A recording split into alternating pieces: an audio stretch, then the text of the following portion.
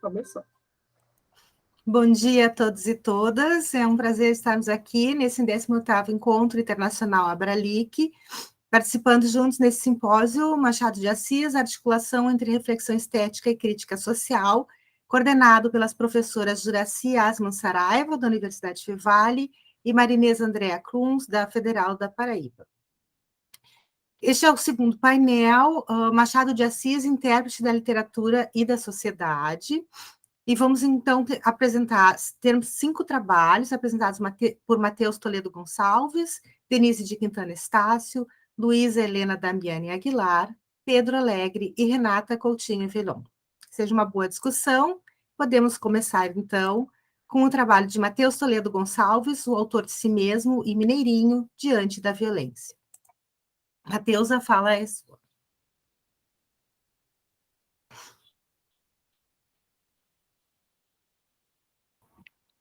Oi, gente, bom dia. Bom, a minha apresentação vai ser basicamente uma comparação entre as crônicas Mineirinho, da Clarice Lispector, e o autor de Si Mesmo, do Machado de Assis. Do ponto de vista do estilo, da tonalidade afetiva, das estratégias retóricas, né, as duas crônicas são muito distintas, evidentemente. No entanto, eu vou tentar sugerir que há uma certa afinidade entre elas. O autor de Si Mesmo talvez seja um dos textos mais desconcertantes da crônica machadiana. Eu não acho que é um exagero dizer que essa crônica seria provavelmente impublicável nos jornais de hoje de grande circulação. A operação do texto, como eu vou tentar mostrar mais adiante, é obscena, né? Diante de um caso de infanticídio da época, o Machado escreve uma crônica que parece profanar o corpo já violentado da criança. Há o caso de um menino de 2 anos, morto de maneira violenta pelos próprios pais, e o Machado usa o fato, esse caso terrível, para supostamente fazer uma reflexão filosófica, com um tom evidentemente humorístico, cheio de piscadelas ao leitor, e que parece desconsiderar totalmente a gravidade da matéria. A combinação da ironia sutil do texto e a sua crueldade ostensiva, o tipo de perplexidade resolvida com que ele deixa o leitor, são, me parece, totalmente alheios ao jornal, ao espaço do jornal contemporâneo, da coluna de jornal. Por razões distintas, eu acho que o Mineirinho da Clarice, se não seria impublicável como o autor de Si Mesmo, possivelmente também encontraria um tipo de resistência própria do nosso tempo. A crônica da Clarice reage à morte do bandido Mineirinho, assassinado pela polícia numa espécie de execução extrajudicial, né?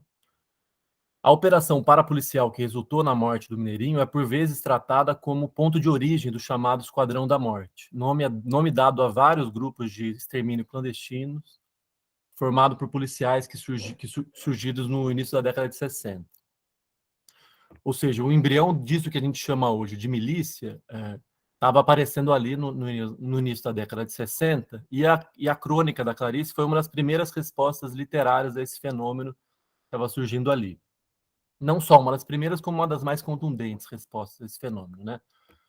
Bom, no contexto atual da República, como a gente sabe, isso que estava sendo denunciado pela Clarice não apenas persiste, como reclama legitimidade política, né? Como chegou até onde chegou, digamos assim.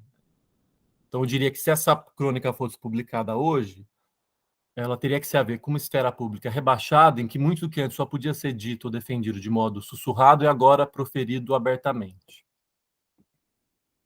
Bom, o autor de Si Mesmo e Mineirinho são ambos reações a notícias de jornal sobre casos de grande violência, né? Ambos são também crônicas publicadas em órgãos importantes da imprensa da época, a Gazeta de Notícias, no caso do Machado, e a revista Senhor, no caso da Clarice. A revista Senhor era a revista com maior tiragem da época, ou mais relevante, né? Ou seja, a gente tem 2 textos que, ao mesmo tempo, foram escritos em periódicos jornalísticos e também foram disparados, são respostas a outros textos jornalísticos, né? E, nesse sentido, pensá-los em relação a esse contexto do jornal me parece uma entrada natural, ou mesmo óbvia, né? É conhecido o comentário do Balzac, que, no momento ainda inicial da massificação da imprensa diária em Paris, teria dito que o jornal seria mortal para a existência dos escritores modernos. Num registro parecido, Walter Benjamin também iria escrever sobre os efeitos para a literatura dessa nova forma de comunicação que tinha ganhado relevo, né? Por exemplo, no ensaio dele sobre o Baudelaire, o último ensaio, né, o Benjamin vai relacionar o tema da atrofia da experiência, né, que constitui para ele a matéria básica da literatura moderna, que é também o tema de outros textos, né, como narrador. Ele vai relacionar esse tema da atrofia moderna com a proeminência que o jornal tinha adquirido no final do século XIX, né? Fazendo uma paráfrase meio rápida do argumento do Benjamin, né, o estilo jornalístico, a sua concisão e pronta inteligibilidade, a própria diagramação da página do jornal e o tipo de leitura vertical que ele convida, né, a desconexão entre as notícias entre si no jornal, né, e por fim o desenraizamento na vivência comunitária, na vivência comunitária daquilo que é relatado no jornal. Tudo isso confluiria, segundo o Benjamin, para uma incapacidade do jornal de afetar a experiência do leitor. E esse ponto é importante porque eu acho que Mineirinho e o Autor de Si Mesmo podem ser entendidos como configurando duas estratégias literárias distintas que se orientam contra a abordagem jornalística da violência. Como eu vou tentar mostrar, embora as duas crônicas sejam evidentemente muito diferentes entre si, eu acho que é possível argumentar que há uma espécie de secreta aliança entre elas, que ambas estão se havendo com um tipo de torpor diante da violência que é própria do leitor de jornal. Bom, primeiro o caso de Mineirinho, né? O que vai me interessar no caso da crônica é como se constrói ali uma retórica da primeira pessoa do plural. Há um uso do pronome nós na crônica que é decisivo, né? Ele aparece já na primeira frase do primeiro período do conto, né? Do conto não, da crônica, né? Esse primeiro nós tem uma função evidente aqui, né? Ele vai ligar a narradora e os leitores. Há uma tentativa de tragar o leitor para o mesmo tipo de tormento que a narradora está passando na crônica, ou que ela vai passar, digamos assim, na crônica, né? Desde a primeira linha há uma tentativa de implicar o leitor, né? Mas a retórica da primeira pessoa, do plural, nessa crônica é muito mais complexa do que isso, claro, né? Porque esse nós, ele vai oscilar nessa crônica, né? Há toda uma dinâmica tensionada que vai ser expressa pelo uso do pronome nós, né? Porque, na verdade, há dois nós nessa crônica, né? Que, de certa forma, vão se opor, né? Há um nós que vai ligar a narradora e os leitores a Mineirinho, né? Mas também tem um nós que vai ligar a narradora, né, e os leitores, digamos, aos policiais que mataram o Mineirinho, né? Aos algozes dele, né? E há essa oscilação na crônica que dá muito da tensão e da força do texto, né? Então, tem essa dinâmica pendular, digamos assim, de um lado o movimento de se identificar radicalmente com o Mineirinho, mesmo de aspiração e se transformar nele, se transformar no outro, mas esse movimento vai ser seguido por um impulso oposto, que seria um impulso de admissão envergonhada de que as nossas mãos estão sujas e de que a morte do Mineirinho foi feita em nosso nome e que a gente está, portanto, implicado na morte dele, né? Pensando em termos da cobertura dos jornais da época, da morte de Mineirinho, né?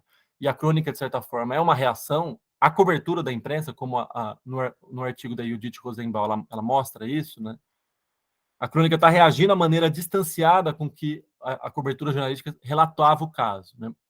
E também uma espécie de complacência moral da imprensa com a execução, né? Então, pensando um pouco esquematicamente, né, tem esse primeiro nós, e ele está negando a distância, né? A distância que seria a própria da perspectiva jornalística, né? A narradora experimenta uma espécie de empatia radical com o Mineirinho, uma espécie de identificação com ele, né? E o segundo nós, o nós que liga ela aos algozes de Mineirinho, né? Parece ter a função de negar um tipo de conforto moral. Ele vai implicar, portanto, a gente, né? Ou seja, a narradora da crônica, ela não tira o corpo dela fora, né? Ela não faz a denúncia do assassinato de um lugar de pureza moral, né? Confortavelmente, digamos assim. Não, ela faz a denúncia da execução, mas como beneficiária e corresponsável pela morte dele, né? Eu não vou ter tempo, obviamente, de mostrar isso na crônica inteira, né? Mas essa dinâmica é pervasiva, eu diria, né? Ela está em toda parte, né? Um movimento geral de oscilação que pendula entre os policiais e o Mineirinho, né? Então, por exemplo, no momento mais célebre da crônica, né? Aqui nesse terceiro parágrafo, né? Quando a narradora faz a contagem dos 13 tiros, a gente vê justamente essa dinâmica. O primeiro e o segundo tiro, eles são feitos com alívio de segurança, ela diz no início, né? Elas são feitas, portanto, para a segurança da narradora, né? Da cronista, né? Mas a contagem dos tiros vai continuar e tem um crescendo dramático, ela vai combinar numa identificação radical com o Mineirinho, né? Então, e o 13º tiro, ele já não protege mais ela, ele assassina ela, ou seja, o tiro ganha um sentido completamente novo no decorrer desse pêndulo, né? E esse movimento pendular é uma espécie de célula, né? Uma estrutura que vai se repetindo por todo o conto. Né? Então, se a gente continuar, por exemplo, a leitura, e aqui tem exatamente a questão do nós, que vai ser pervasivo na conta, né? Na crônica, reparem que esse mesmo movimento de pêndulo vai recomeçar. Né? Então, ela dá a identificação radical, que é como ela termina o 13º tiro, me assassina, né? Ato contínuo, a gente vai estar novamente envolvido com a sua morte, né? Dependente da justiça que o matou. Né? Então, ela diz, né? Essa justiça que vela meu sono, eu a repudio, humilhada por precisar dela, enquanto isso durmo e falsamente me salvo. Nós, os sons essenciais. Né? Então, repara que tem esse primeiro nós, que vai ligar ela, portanto, aos algozes de Mineirinho. Né? Os policiais executaram o Mineirinho para velar o nosso sono. Mas separe como esse parágrafo termina. Né? Até que 13 tiros nos acordem, com horror digo tarde demais, e 28 anos depois que Mineirinho nasceu, que é o homem acuado, que a esse não nos mata. Então, aqui tem uma espécie de incorreção gramatical no final, né? Ao invés de dizer que a esse não o matem, a narradora diz que a esse não nos matem. Né? Então, ela faz isso para ligar a gente a Mineirinho. Né? Então, mais uma vez, os tiros que o mataram estão direcionados a nós, né? A narradora e aos leitores. Então, nesse pronome nós, essa tensão entre essas duas linhas de força na crônica está condensada. Né? E ela vai aparecer no movimento mais geral pela oposição entre duas figuras decisivas na crônica. As figuras dos sons e dos doidos, né? Mais precisamente, então, entre o movimento pendular da narradora, de hora incluir a ela e os leitores entre os sons, como nesse trecho que eu li, né? Nós, os sons, os essenciais, né? O nós aqui funciona como uma dolorosa lembrança para a narradora e os leitores de que estamos juntos de seus algozes contra Mineirinho, né? De que estamos implicados em sua morte, né? Mas ora a narradora inclui ela e os leitores entre os sons, mas ora ela vai incluir ela e os leitores entre os doidos, né? Por exemplo, no final da crônica, né? Que eu estou pulando algumas páginas, feito doidos, ela diz, né? Nós o conhecemos. Então, aqui o pronome nós, feito doidos, nós o conhecemos aqui. Aqui o pronome nós, agora associado à figura do doido, né, funciona no sentido de indicar que nós somos o mesmo que ele, né, somos feitos da mesma matéria errante que ele. Né? O Mineirinho havia escapado de um manicômio judiciário. Né?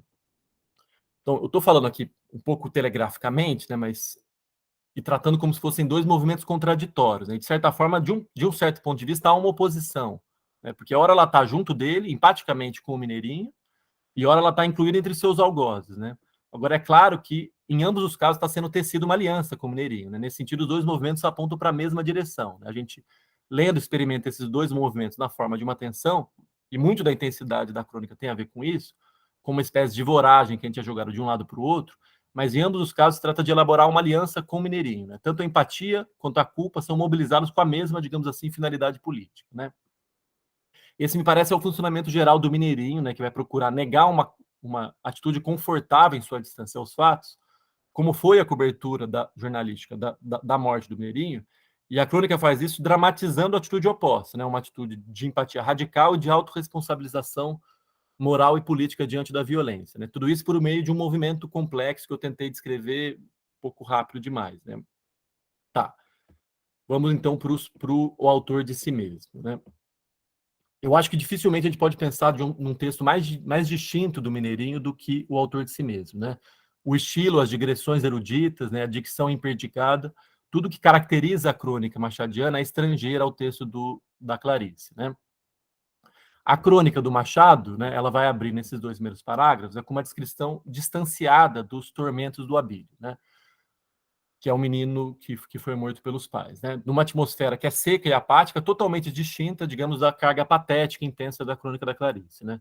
Então, o texto abre nos dois primeiros parágrafos com esse relato objetivo do acontecimento, né?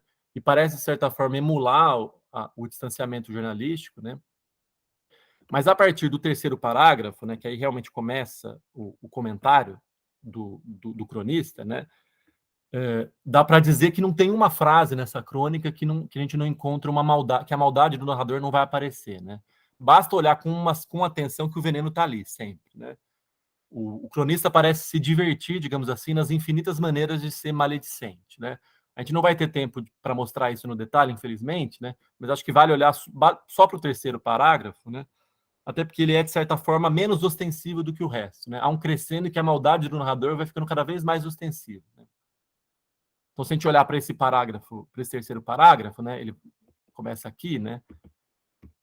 Então, diante do horror da morte do Abílio, né, o narrador vai responder com um fraseado refinado, um vocabulário distinto e uma sintaxe engomada, né? Ele faz também acenos de assentimento ao leitor, né, marcado no advérbio naturalmente, né? E ele vai se permitir a divagar por obviedades, né? Por exemplo, ele se pergunta se bicada de galinha dói muito, principalmente em chaga aberta, que foi como o Abílio morreu.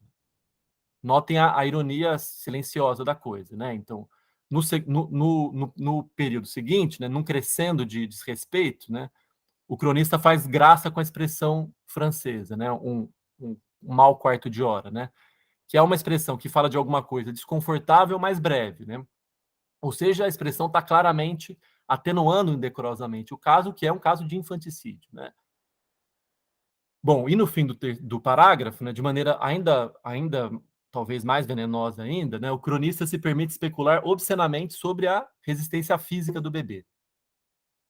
Então ele diz, né? Tá. Então ele se pergunta sobre a resistência física do bebê, né? Então reparem que se o cronista narra o acontecimento de longe, impassível diante do sofrimento de Abílio, isso não quer dizer que ele faz isso de modo impessoal, né? O estilo da crônica é marcadamente pessoal, seu fraseado e seu humor, e sobretudo a sua crueldade são singulares, né? O estilo jornalístico, a gente poderia dizer, né, grosso modo, distante e impessoal. No caso do autor de si mesmo, ao contrário, há distância, mas também há pessoalidade, né? Não há pretensão de objetividade, digamos assim, com a pretensa visão de lugar nenhum, né? A distância machadiana, pelo contrário, tem um lugar definido, a saber, acima do narrado, né? Como formulou Augusto Meyer, a ironia machadiana supõe um homem do camarote, né?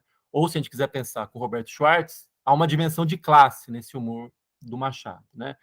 Então tem essa maldade dos detalhes, né, que está no nível da frase, que eu tentei comentar rapidamente, né? Mas num plano geral, a própria operação maior do texto é uma operação obscena, né? O objetivo proclamado do texto, como diz o próprio cronista no quarto parágrafo, é aplicar a filosofia schopenhaueriana ao caso da morte do Abílio, né? No ponto de vista explícito da crônica, há uma hierarquia evidente entre a filosofia do Schopenhauer e o caso do Abílio, né? Que seria, como ele diz, né, uma simples notícia de gazetilha. Mas eu acho que é possível argumentar, no entanto, que algo diverso está sendo explorado nesse gesto de aplicação da teoria ao caso do Abílio, né? É que de um ponto de vista moral, na verdade, a ordem é oposta, né? Porque a gravidade da matéria, o respeito exigido pela morte violenta de uma criança, né, proíbe o filosofema feito na crônica, né? Quero dizer, tem algo de desrespeitoso no gesto de usar a morte violenta, que saiu no jornal, que tinha saído no jornal naquela semana, alguma coisa assim, né, para fazer a ilustração da metafísica do amor do Schopenhauer, que é essa operação do conto, da crônica, né? E vem daí, me parece, a experiência de desconforto com essa operação filosofante da crônica, né? Ou seja, há uma espécie de frivolidade do narrador que não caberia diante de um assunto grave demais, né? E a crônica está explorando esse sentimento, né? E decisivo na crônica é a maneira como o leitor é aliciado para entrar no mesmo jogo do narrador, né? Isso por meio das piscadelas, dos subentendidos, né? Das piadas veladas. O texto o tempo inteiro prevê a conivência do leitor, né? Há uma conversação simulada que na crônica, né? Como se o narrador, numa conversa civilizada, se antecipasse a um leitor que concorda num ponto, talvez discorde no outro, né? Mas alguém que estivesse se engajando tranquilo e civilizadamente nesse exercício especulativo obsceno, né, proposto pela crônica, né? Agora, o auge do desrespeito, na verdade, ele se dá no último parágrafo, nos últimos parágrafos da crônica, né? Que é quando a gente tem a conclusão, né? É que a aplicação da metafísica da vontade do Schopenhauer ao caso do Abílio, ela não só é uma frivolidade, né? Mas ela resulta numa conclusão aberrante, né? A crônica vai terminar por culpar o menino pelo seu próprio assassinato, né? A crônica não diz isso, né? Mas a gente sabe que essa conclusão é, digamos assim, inadmissível, né? Ou seja, há uma espécie de descompasso moral do ponto de vista do cronista em relação à matéria narrada, né? Então, me parece que a inquietação que a crônica provoca tem algo de indignação contra a postura ultrajante do narrador, mas também tem algo de repulsa diante da posição vil em que a gente é colocado pela crônica, né? O texto ele faz um convite cínico ao leitor para que a gente veja a tragédia do Abílio do camarote, né? E precisamente, me parece que aqui está o interesse, a maneira como ele vai se relacionar com o contexto do jornal, né? Porque, então, para concluir, digamos assim, né, se em Mineirinho se tratava de compensar, digamos assim, o distanciamento jornalístico com uma proximidade radical, em um autor de si mesmo, de um certo ponto de vista, trata-se de salientar essa distância de modo a torná-la insuportável e revelar uma espécie de cinismo que estaria implicado nesse distanciamento, né? Então, repare que aqui também, tanto no caso do autor de si mesmo, quanto no caso da Primerina, mas nesse caso também, a gente se trata de atacar uma posição que olha os fatos de um lugar protegido, digamos assim, de um ponto de vista moral, né? A crônica tem uma dimensão implacável, né? Então, eu gostaria de sugerir como se o ponto é que a sátira machadiana torna, digamos assim, o conforto moral inviável e eu acho que aqui tem uma espécie de afinidade inesperada com a estratégia da Clarice Lispector no Mineirinho. Bom, era isso. Obrigado. Muito obrigada, Matheus, pela tua leitura. Como já indicamos, as discussões vão ficar ao final. E agora, então, quem faz a apresentação sou eu, Denise de Quintana Estácio, que eu vou falar sobre A Vista da Janela, o subúrbio carioca, pelo olhar de Bento Santiago e Ricardo Coração dos Outros. Eu vou compartilhar a minha tela, só um minutinho, por favor.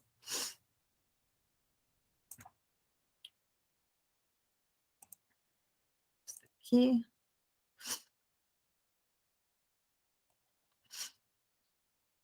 Estão todos vendo? Obrigada.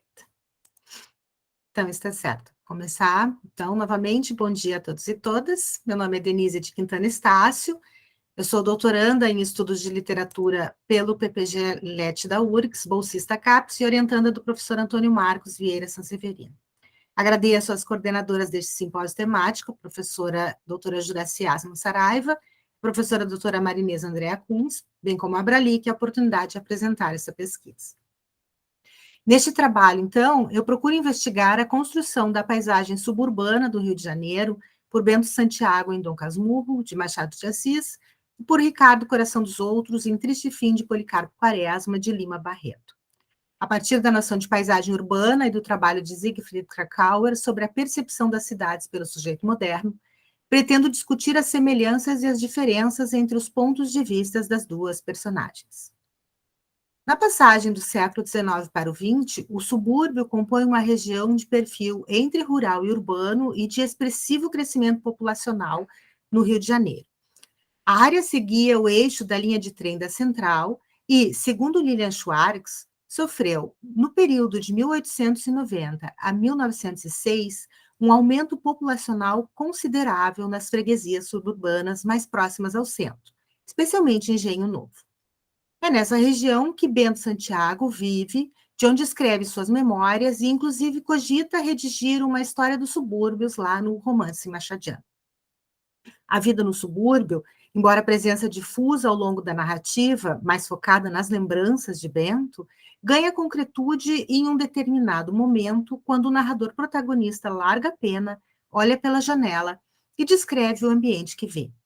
A paisagem descrita possui muitas semelhanças com a detalhada pelo ponto de vista do músico Ricardo Coração dos Outros, personagem de Triste Fim de Policarpo Quaresma, que, como boa parte da obra de Lima Barreto, também se passa na região. Antes de entrar na discussão acerca dos trechos mencionados, eu acho necessário investigar o significado de paisagem, que, segundo Pierre Conroux, não se pode definir em uma concepção dualista e simplista do natural oposto ao artificial, do natural contra o construído, da natureza contra a cidade. Ela é o reflexo do nosso mundo social, de nossa atividade. Ela é um objeto de cultura. Como tal, a percepção da paisagem modifica-se com a aparição da paisagem urbana como gênero pictórico, alterando assim o foco da atenção da natureza para a cultura e suas manifestações.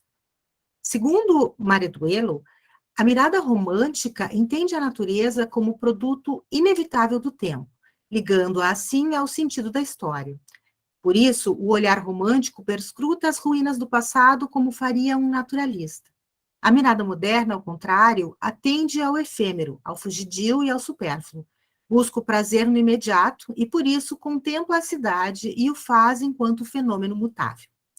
Nesse sentido, a relação do indivíduo moderno com a cidade assume duas formas que se encontram também na representação literária.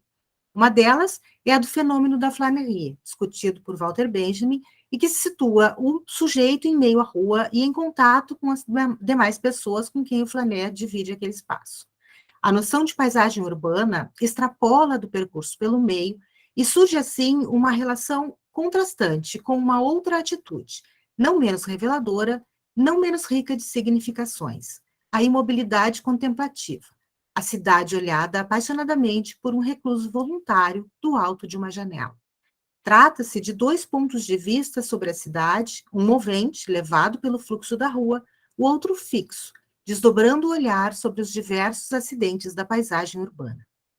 A vista da janela não é incomum em Machado de Assis, podendo ser encontrada em Capítulo dos Chapéus, por exemplo, um conto publicado na Estação em 83, no qual a protagonista Mariana observa o movimento atordoante da Rua do Ouvidor pela segurança da vidraça de um consultório de dentista, ou mesmo no romance Quincas Borba, que inicia com Rubião a fitar a enseada e sua nova condição de capitalista a partir de uma janela de seu palacete em Botafogo. O ponto de observação da janela, de certo modo, conforma uma paisagem final, um momento que permanece fixado pela pintura, pela fotografia ou pela descrição, ponto concentrado em um único objeto, reflexo em que vem fixar-se tudo ao mesmo tempo, a luz, o odor ou a melancolia, segundo Anne Coquelin. Miguel Veda afirma que Siegfried Kracauer, cujo trabalho visava buscar a verdade das imagens visuais, relata a ambivalência característica da vida urbana moderna. Em um de seus textos de Rua de Berlim e outras cidades, ele observa Berlim do alto e comenta: diante da minha janela, a cidade se condensa em uma imagem tão esplêndida quanto um espetáculo da natureza. Mas antes de voltar a ela, devo pensar no ponto de vista a partir do qual ela se expande. A imagem resultante, portanto, diz tanto do espaço observado como do observador, na medida em que a percepção do espaço é subjetivamente selecionada. O lugar deixa de ser apenas físico e passa a indicar o local que o sujeito ocupa em sua sociedade. Voltando a Coquelin, contemplamos não só uma exterioridade, mas nossas próprias fábricas intelectuais, culturais e sociais. Assim, a função de mediação entre espaço interno e externo faz com que a janela traga para o interior porções da paisagem, permitindo que o observador atribua significados próprios ao que vê. O olhar do observador exerce um papel preponderante sobre a janela, pois ele faz dela ponte entre o interior e o exterior, conduzindo o olhar na direção daquilo que foi enquadrado, a ver imagens que foram previamente selecionadas. A janela, como um quadro, representa uma intenção. A mirada para o subúrbio, pela janela da casa burguesa de Bento Santiago, introduz uma longa digressão sobre sua relação com Manduca, um vizinho pobre e doente da rua de Mata-Cavalos, com quem o jovem Bentinho travou uma polêmica sobre a Guerra da Crimeia.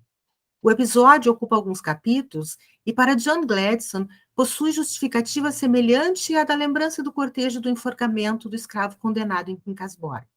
Para o autor inglês, ela abre o chão sob os pés de Bento. No entanto, não é a guerra, tampouco a relação com Manduca, analisada também por Helen Caldwell, que me chamou a atenção neste trecho. Voltando de uma visita a Capitu, que se encontrava em casa de Sancha, Bentinho é chamado pelo pai do jovem que acabara de falecer para velar o moço. Bento, então, interrompe sua lembrança do corpo morto e olha para a rua. Suspendamos a pena e vamos à janela esparecer a memória. Realmente, o quadro era feio, já pela morte, já pelo defunto, que era horrível. Isto aqui sim é outra coisa. Tudo que vejo lá fora respira vida. A cabra que rumina ao pé de uma carroça, a galinha que marisca o chão da rua, o trem da estrada central que bufa, assobia, fumega e passa, a palmeira que investe para o céu, finalmente aquela torre de igreja, apesar de não ter músculos nem folhagem. Um rapaz que ali no beco empina um papagaio de papel, não morreu nem morre, posto também se chame Manduca. Então, aqui eu destaquei o ponto de vista de Bento, determinado pela torre da igreja de que ele fala. Bento mora aqui no Engenho Novo, aqui está a estação do Engenho Novo, e eu imagino que ele esteja olhando a partir de algum ponto aqui do alto, nessa direção, porque aqui, não sei se vocês podem ver no meu cursor, fica a igreja de que ele fala da torre, né? Então, está olhando para esse lado, muito provavelmente. E a narrativa de Bento, então, constrói uma paisagem do que ele vê de sua janela, um quadro do subúrbio que respira vida, em contraste com a presença da morte em sua lembrança. As inquietas sombras da morte habitam também sua casa mausoléu, réplica do tempo vivido na rua de Mata-Cavalos, que a expansão e a modernização do Rio na virada do XIX tornou impossível persistir em meio à mudança permanente que suprime a memória, como afirma Krakauer. Bento busca manter sua vida atrelada a pontos de apoio no passado imperial com o qual se identifica, em meio aos diferentes estratos sociais que compõem o Engenho Novo, sua mata-cavalos possível na virada do século.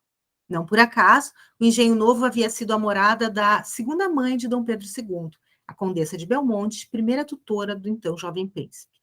A cabra, a galinha, o jovem Manduca vivo no beco, figuras que marcam a posição de classe tão relevante para a personagem, convivem com heranças do período imperial, como o trem, a Igreja Nossa Senhora da Conceição do Engenho Novo e a Palmeira, indícios da confusa urbanização brasileira decorrente da permanência de estruturas coloniais, enraizando as oposições rural e urbano, agrícola e industrial. Com isso, o elogio da paisagem suburbana assume um tom irônico, marcado pela noção de superioridade social que Bento procura ressaltar. Em Triste Fim de Policarpo Quaresma, como é comum na obra de Lima Barreto, a descrição dos subúrbios do Rio de Janeiro é primorosa. O espaço, os costumes, os deslocamentos, muitos dos detalhes da vida desses bairros de classes médias e populares são minuciosamente descritos. No segundo capítulo da segunda parte, Espinhos e Flores, o narrador conduz o leitor a um passeio pelo bairro até o interior do quarto da casa de cômodos em que o músico Ricardo Coração dos Outros mora. A personagem aparece logo no início do romance, quando chega na casa do protagonista como seu professor de violão. Trata-se de um músico que gozava da estima geral da alta sociedade suburbana, uma alta sociedade muito especial e que só é alta nos subúrbios. Da casa de cômodos no Meier, o músico olha pela janela e vê a paisagem ao redor de modo similar ao do narrador protagonista de Dom Casmurro. Porém, o narrador de Triste Fim, pelo ponto de vista de Ricardo, nos diz: vistos assim do alto, os subúrbios têm sua graça. As casas pequeninas, pintadas de azul, de branco, de oca, engastadas nas comas verde-negras das mangueiras, tendo de permeio aqui e ali um coqueiro ou uma palmeira, alta e soberba, fazem a vista boa e a falta de percepção do desenho das ruas põe no programa um sabor de confusão democrática, de solidariedade perfeita entre as gentes que as habitam. E o trem minúsculo, rápido, atravessa tudo aquilo, dobrando à esquerda, inclinando-se para a direita, muito flexível nas suas grandes vértebras de carros, como uma cobra entre pedrouços. Aqui eu também especulo acerca do ponto de vista do Ricardo, na casa de cômodos, que deve ser aqui para cima, essa indicação pelas linhas de cota mostra provavelmente a presença de colinas, né? E ela ficava situada, de acordo com o texto, sobre uma colina. Então, aqui de cima ele olha da Piedade até Todos os Santos, e ele vê toda essa região edificada e até o mar. E é, então, na região conhecida como Grande Mar, vizinha do Engenho Novo, onde mora o Bento Santiago. Ao contrário de Machado, cujas personagens pouco circulam fora das áreas centrais, a obra de Lima Barreto compõe uma retórica do subúrbio, uma vez que o escritor faz questão de nomear o lugar onde mora e de utilizá-lo como diferencial da sua literatura, uma estratégia discursiva. Nesse aspecto, a manobra narrativa desloca para a mirada de Ricardo sobre a paisagem que se abre em sua janela a longa descrição do subúrbio feita pelo narrador na abertura do capítulo. Desse modo, o discurso que se aproximava do tom de um naturalista, dissecando a paisagem e seus componentes, transmuta-se em uma descrição carregada de emoção, pois era daquela janela que Ricardo espraiava suas alegrias, as suas satisfações, os seus triunfos e também os seus sofrimentos e mágoas. Como em Dom Casmurro, o trecho faz parte de uma longa digressão da personagem que relembra seu passado, no seu caso, porém, pobre e sertanejo. E como Bento Santiago, Ricardo baixa o olhar à terra, onde, ao invés de um menino empinando pipas, vê uma jovem lavadeira negra que canta uma de suas modinhas. Teve pena daquela pobre mulher, duas vezes triste na sua condição e na sua cor. Veio-lhe um afluxo de ternura, e depois pôs-se a pensar no mundo, nas desgraças, ficando um instante aliado no enigma do nosso miserável destino humano. Como seu próprio nome diz, Ricardo, coração dos outros, percebe na paisagem que se descortina em sua frente as contradições da vida suburbana, ainda atrelada a um passado escravista recente, e sua condição de homem de origem humilde permite que demonstre empatia pelo sofrimento do outro. São duas vistas da janela que dizem tanto de suas personagens e de suas narrativas, quanto do cenário que desenham, cada imagem carregada de elementos que vão além da minúcia descritiva, pois o enquadramento da cena externa pela janela é percebido pelos indivíduos como paisagem, atribuindo-lhes significados. A maneira como as imagens do exterior são apresentadas no interior do edifício assume características simbólicas, uma vez que foram prévia e intencionalmente selecionadas. Apesar das diferenças inerentes às composições de Machado de Assis e de Lima Barreto, estes dois panoramas de uma mesma parte da cidade devem muito aos diferentes lugares sociais que cada personagem ocupa, pois, segundo Krakauer, todo espaço típico é produto de relações sociais típicas, que se expressam através dele sem a intrusão irritante da consciência. Tudo o que a consciência nega, tudo o que normalmente passa despercebido, participa de sua construção. As imagens espaciais são os sonhos da sociedade. Onde quer que se encontre a decifração do hierógrafo de uma imagem espacial, aí se oferece o pano de fundo da realidade social. Um pouco antes de olhar pela janela, Ricardo havia recordado o poema Vozes da África, de Castro Alves, ao pensar em sua própria situação de músico forasteiro em um estado de precariedade financeira e de reconhecimento fugaz. Ao lançar seu olhar para a criada, claramente ainda executando o trabalho nas mesmas condições de quando era escravizada, consola-se pelo fato de ser livre e de poder alegrar a vida de quem escuta suas composições. Enfim, era uma missão? Pergunta-se. Bento Santiago, cuja narrativa resulta de seu desejo de permanecer no passado, possui posição muito diversa. A indiferença para com o outro é tamanha que a morte de Manduca, além de ocorrer em hora inapropriada, pois o obrigava a mostrar-se compungido quando vinha feliz da visita à sua namorada, serve apenas para o jovem Bentinho pensar em um pretexto para não ir ao seminário, para visitar Capitu e ainda para desfilar de sede pelas ruas da cidade. Somente quando velho e recluso, a morte passa a perturbá-lo a ponto de interromper sua narrativa. As posições opostas de Bento e de Ricardo determinam a construção pelas personagens de uma paisagem igual e diferente ao mesmo tempo. Bento usa a diversidade social para reforçar sua superioridade de classe, elemento recorrente nos narradores machadianos, e que marcava a vida na rua de Mata-Cavalos, sua relação com Capitu e com Escobar. Bem de acordo com a postura militante de Lima Barreto, Ricardo, no entanto, vê na heterogeneidade social uma marca democrática do espaço suburbano. Sabemos que não é bem assim, pois a aristocracia suburbana não o trata como igual. Pode-se até mesmo dizer que a história dos subúrbios de Bento Santiago acabou sendo escrita por Lima Barreto. Ainda assim, decifrar a diferença entre os dois trechos estudados revela uma disposição semelhante em ambos os romances de representação das contradições inerentes à própria condição da modernização urbana do Rio de Janeiro na passagem do 19 para o 20. A diferença acaba ficando restrita, no final das contas, às escolhas narrativas de cada autor para a sedimentação da realidade no texto literário. Estas são as obras citadas, então, no meu trabalho, e eu agradeço a todos pela atenção.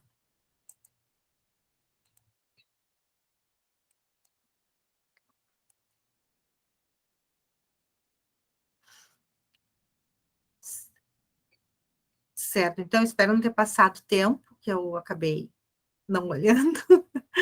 Não, são 5 minutos ainda. Então tá certo, muito obrigada. Nós passamos então para a próxima apresentação de Luísa Helena Damiani Aguilar, Machado de Assis e a caracterização da prostituta em singular ocorrência.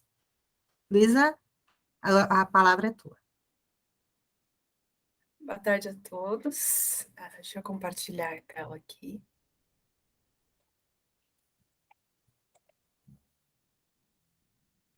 Estão todos vendo? Tá certo. Senhor, eu esqueci como... aqui, pronto. Então, bom dia a todos. O que eu vou apresentar aqui hoje, meu nome é Luísa, eu sou doutoranda do Programa de Estudos Comparados de Literatura de Língua Portuguesa da FEFELESH USP, orientanda do professor Dr. Tiago Miossala. Fiz mestrado pela mesma instituição e sou graduada em editoração pela ECA. E hoje o que eu vou apresentar aqui é um pedaço, é uma pesquisa muito em desenvolvimento, porque eu estou no meu 2º ano de doutorado, então as coisas ainda estão bem, por enquanto, ainda se encaminhando. E o que eu vou apresentar aqui é um pedacinho da minha pesquisa de doutorado. Nessa pesquisa eu vou atrás de analisar 3 textos do Machado, Singular Ocorrência, Missa do Galo e Dom Casmurro. E os 3 têm o que tem em comum entre esses 3 textos é que os narradores são 3 narradores masculinos. No caso de Singular Ocorrência, é um narrador testemunha, nos outros 2 é um narrador, um narrador protagonista.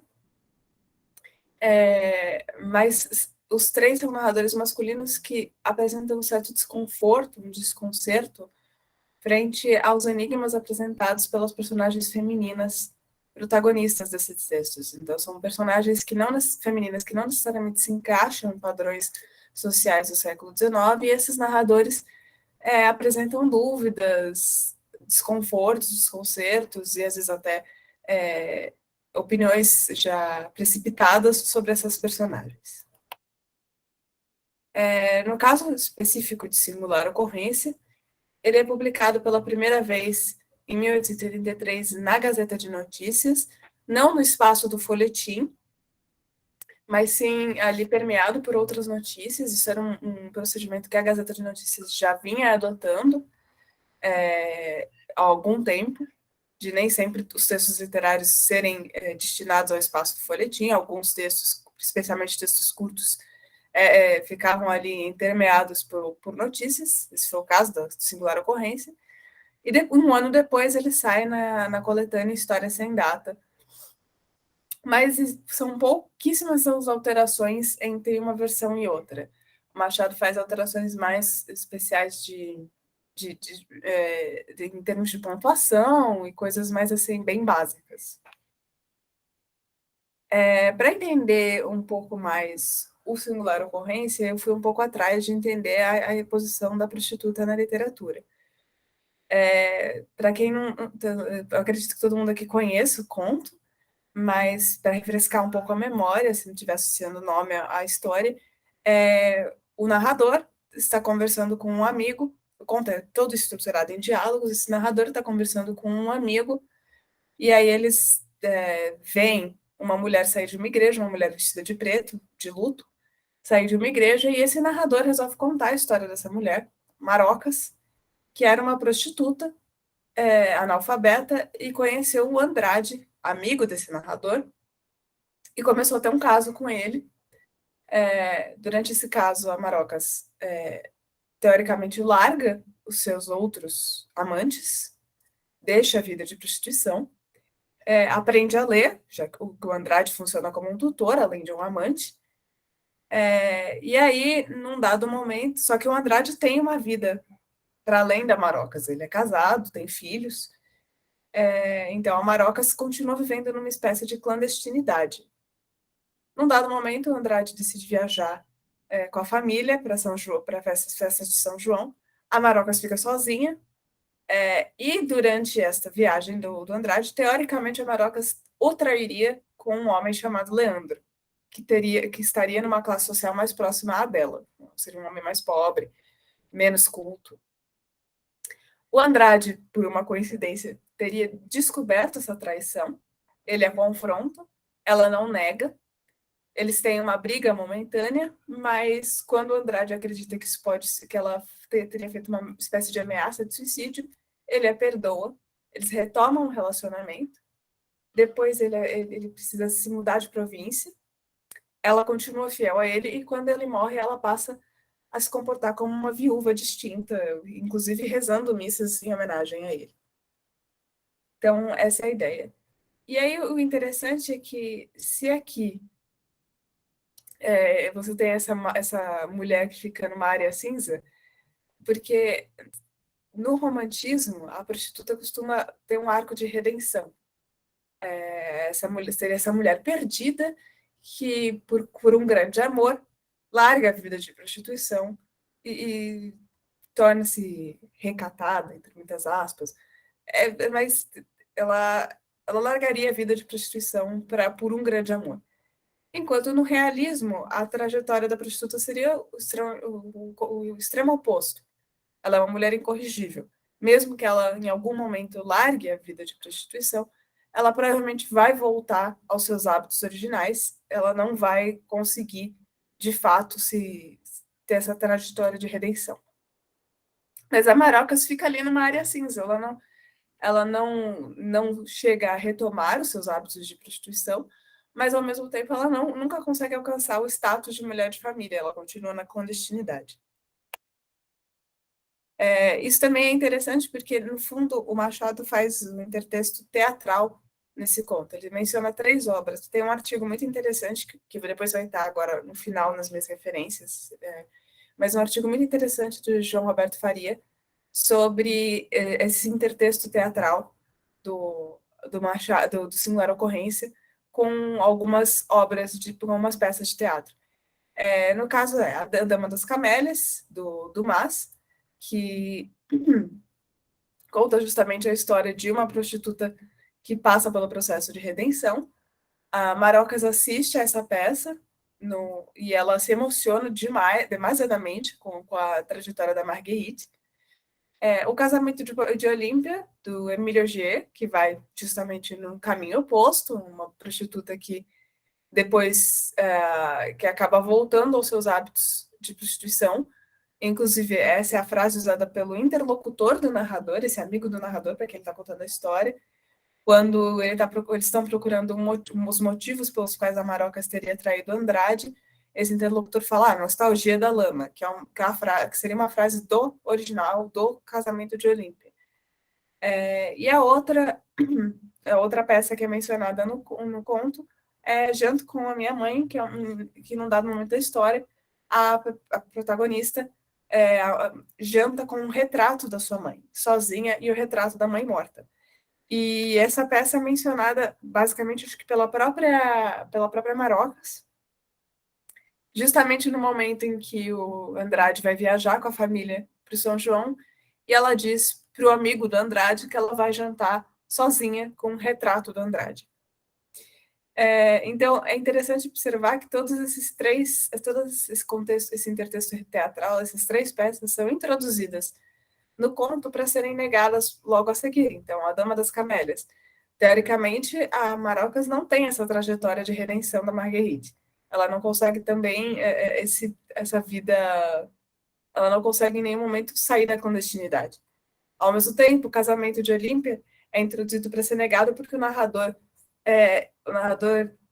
ele desdenha da teoria do seu interlocutor. Toda vez que o interlocutor fala em nostalgia da lama, ele fala, não é tão simples, ela nunca desceu aos Leandros antes, nem depois. Por isso que ele até fala que seria uma singular ocorrência. E o Janto com a Minha Mãe também seria introduzido para ser negado, já que, teoricamente, supostamente, ela não ficou em casa jantando com o retrato do Andrade. Ela sai de casa e teria o caso com o Leandro. Então, esse narrador testemunha, ele é um amigo do Andrade, ele compartilha de um ponto de vista burguês, já que eles dois estariam socialmente acima da Marocas em termos de poder aquisitivo e acesso à cultura e enfim, elementos como esse. E nessa linha de raciocínio, ele tenta puxar também o leitor para esse ponto de vista. O leitor é imitado e convidado a julgar igualmente a classe social da Marocas.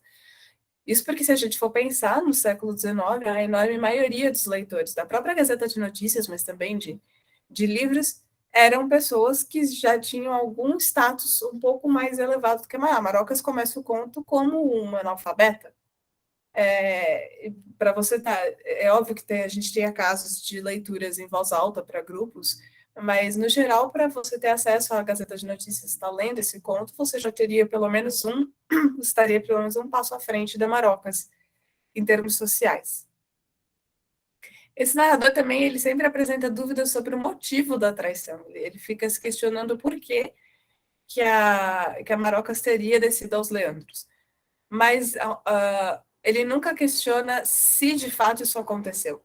E isso é um ponto interessante do conto, porque ele não está presente no momento da suposta confissão da Marocas. Quem está é o Andrade, depois ele relata isso para esse amigo, para esse narrador, mas o Andrade ele tem uma conversa com o Leandro conta que ele teve um caso com uma mulher na noite anterior, o Andrade assume que essa mulher é Marocas, paga uma quantia para o Leandro ir lá confirmar se é ou não, acompanhá-lo até a casa da Marocas para confirmar essa mulher. O Leandro confirma e a Marocas em si não confirma nem nega. E o Andrade diz que ela empalideceu a ver o Leandro, mas, de novo, isso pode ser uma impressão dele, porque ele já estava esqueci a palavra, mas ele já estava a fim de acreditar nessa teoria, e o nosso narrador não é capaz de confirmar com toda certeza que a Marocas de fato empalideceu. Então, se a gente for pensar, a identificação dessa personagem feminina é sempre oblíqua, porque você tem acesso à visão desse narrador burguês, que é um homem, e não à visão dessa personagem, a visão feminina, que aparece somente nos diálogos. A voz dessa mulher aparece só nos diálogos que ela tem, às vezes com o Andrade, às vezes com o narrador, e muitas vezes com os dois, já que esse narrador é cúmplice do Andrade, nesse caso, com a extraconjugal. Também é interessante observar que há um conflito entre o Andrade e essa Maria de Tal, não só em termos sociais, mas porque o Andrade, de modo geral, ele é descrito como alguém que é meio tudo. Ele não chega, ele não é um completo, ele não consegue uma completude em nada. Eu vou até pegar o trecho aqui, rapidamente, de um texto acadêmico que menciona esse aspecto do Andrade. Só um minutinho que eu vou achar aqui, nas minhas anotações.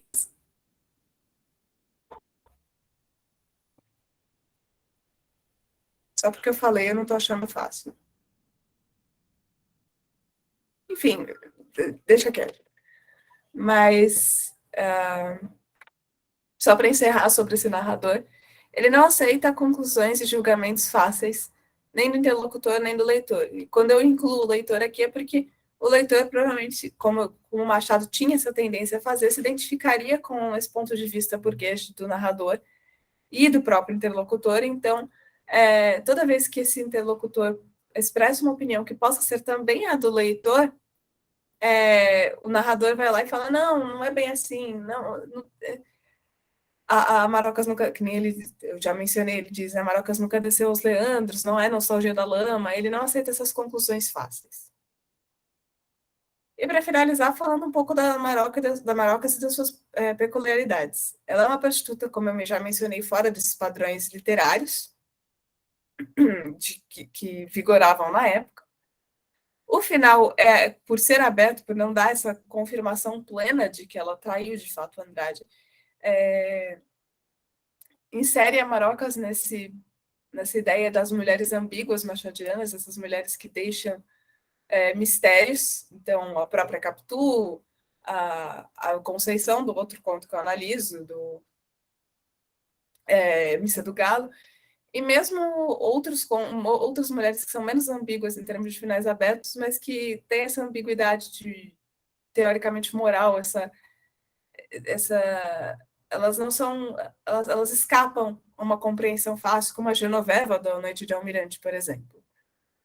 Outra coisa interessante é que a Marocas comprova uma espécie de falácia das fórmulas acabadas defendidas por cientistas e homens de letras em relação à prostituta na época.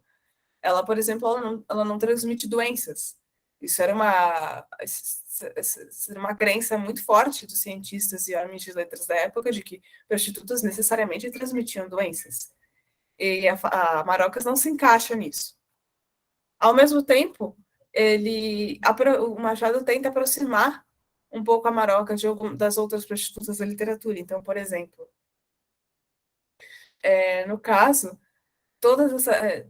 depois que ela aprende a ler, ela desenvolve um gosto pela literatura, que é algo que aparece também na Marguerite, A Dama das Camélias, ou na Olímpio, do Casamento de Olímpia. Todas elas têm um interesse voraz pela literatura que a Marocas desenvolve depois de aprender a ler. Mas, em compensação, outro elemento que afasta Marocas dessas suas antecessoras literárias é que a narrativa não é motivada pela morte. Tanto Marguerite quanto Olímpia, dessas peças mencionadas, morrem ao final de suas histórias, de suas narrativas. A Marocas não só não morre, como ela vive para além do próprio Andrade, e ela celebra missas para sua morte. E é engraçado porque ela orienta ao celebrar missas pela morte, vestir luta, ela orienta o comportamento dela pelas regras sociais das senhoras distintas e não necessariamente da sua classe social original. E ela acaba adotando comportamentos parecidos com, por exemplo, com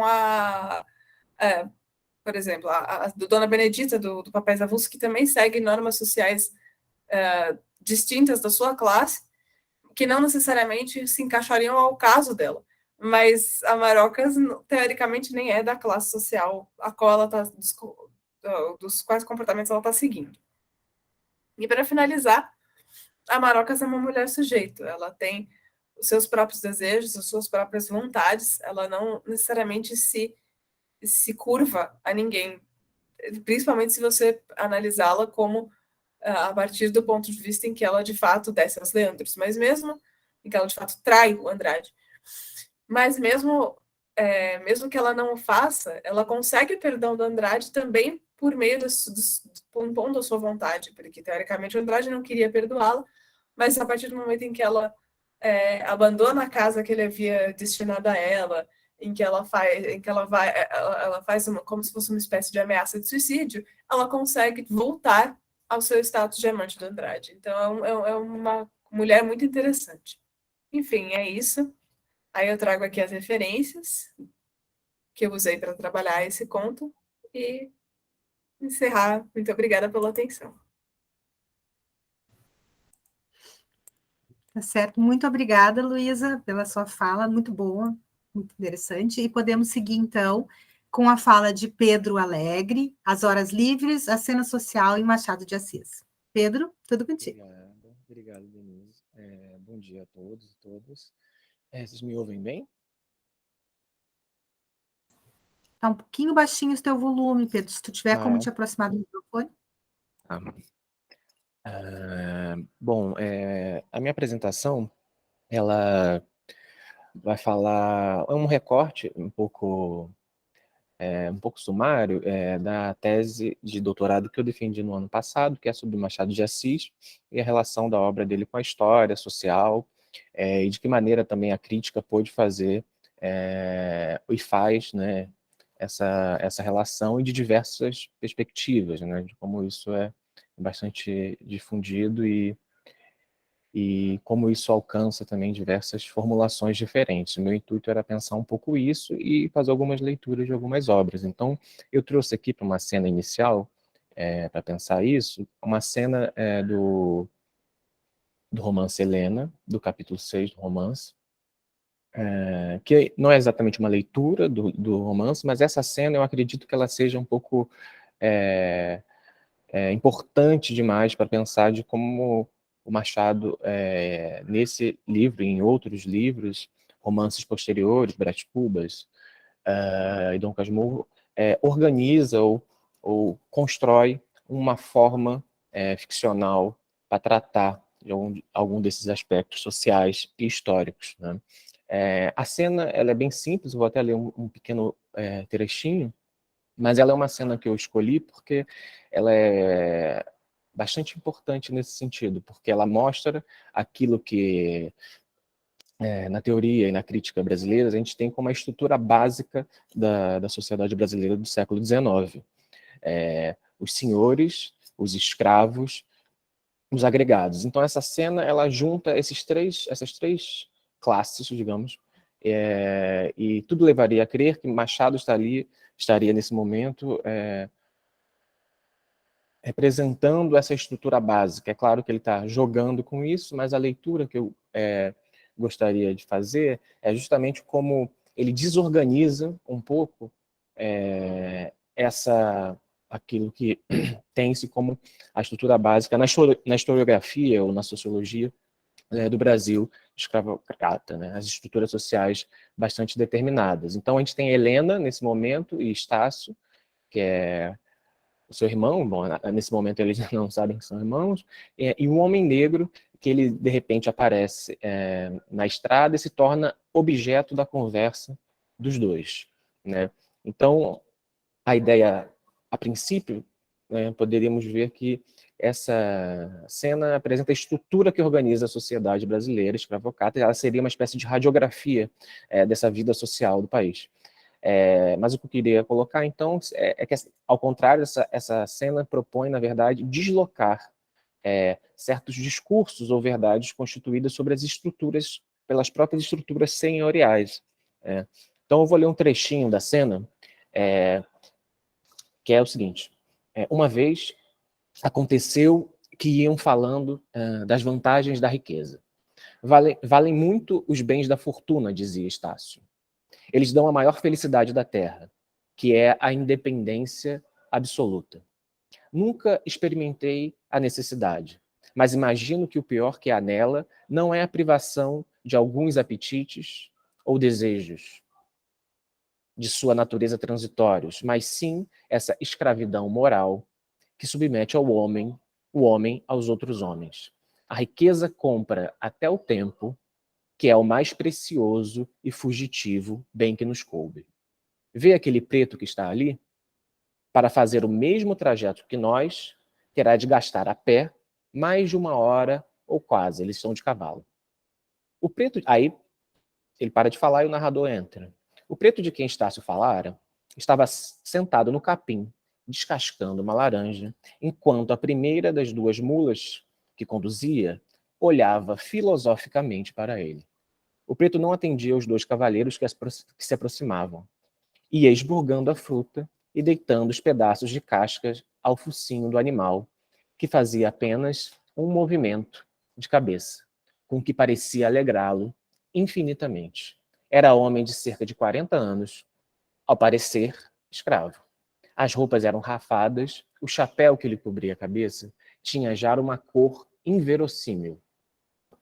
No entanto, o rosto exprimia a plenitude da satisfação. Em todo caso, a serenidade do espírito. Helena relanceou os olhos ao quadro que o irmão lhe mostrara.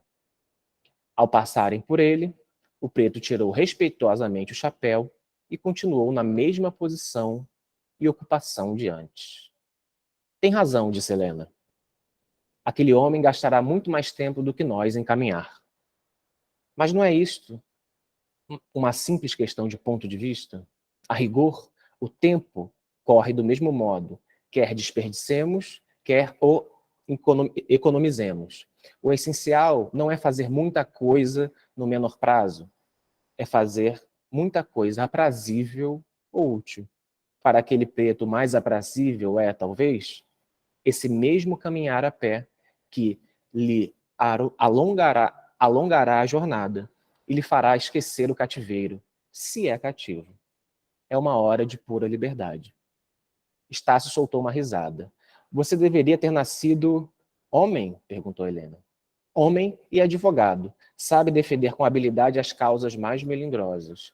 Nem estou longe de crer que o próprio cativeiro lhe parecerá uma bem-aventurança, se eu disser que é o pior estado do homem. Aqui eu finalizo a leitura dessa cena e quero tentar pensá-la a partir dessa confusão que ela apresenta aqui, né? Segundo o Estácio, a Helena discursa como um homem, ou um advogado. E ainda conforme ele interpreta, a jovem estaria justificando a bem-aventurança da escravidão, ao se deter sobre o homem negro que descasca uma fruta na estrada. O diálogo parte justamente de um homem que se admite cativo, embora não esteja trabalhando no momento. A riqueza, segundo Estácio, tem a grande vantagem de comprar o tempo e assim viver na independência absoluta, a fim de não experimentar a necessidade, né? Estácio, naturalmente, como um senhor, ele estabelece a clássica diferença entre aqueles que possuem um tempo, quer dizer, eles detêm o ócio, né? Eles têm tempo livre, e aqueles, pois eles não precisam depender do trabalho, e aqueles que, sugados pelas necessidades, vivem no tempo regulado pelos afazeres produtivos, isto é, enquanto uns produzem a vida do espírito, outros reproduzem a vida material. A rigor, no entanto, estas desigualdades, com que Helena concorda, parecem se deslocar diante da cena em questão. O homem está sentado na estrada, enquanto os jovens cavalgam. Helena fala como um homem e Estácio despreza a escravidão moral que submete um homem a outro, sendo ele mesmo dono de escravos. De fato, há um embaralhamento e a passagem parece não se encaixar, suspendida pelo estranho da composição.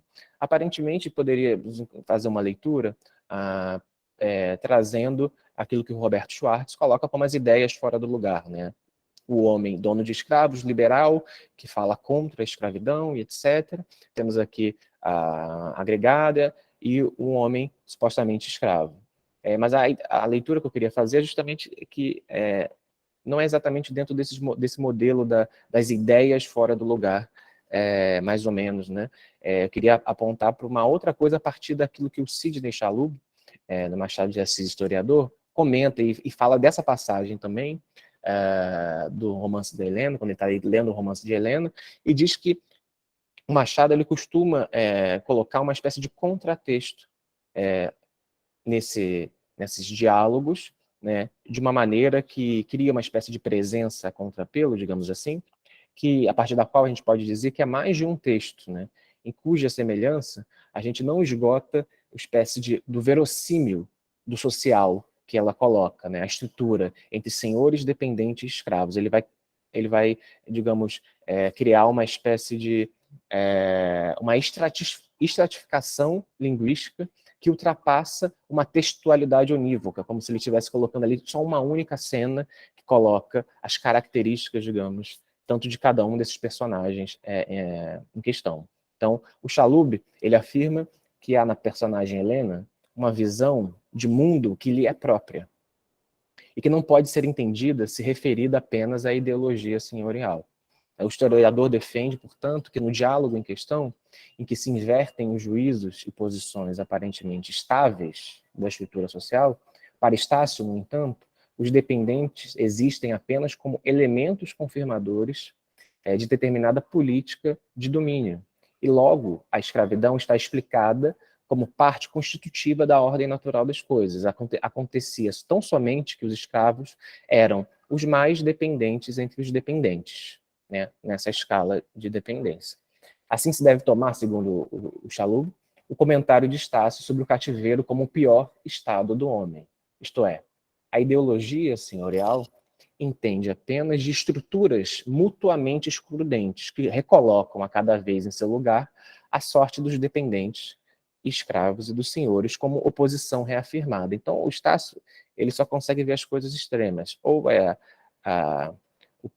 a independência absoluta, que é, como ele diz, de si próprio, ou a dependência absoluta, que é uma coisa que, de alguma maneira, reproduz a dificuldade de você retirar desses lugares sociais outras formas de pensar essa experiência.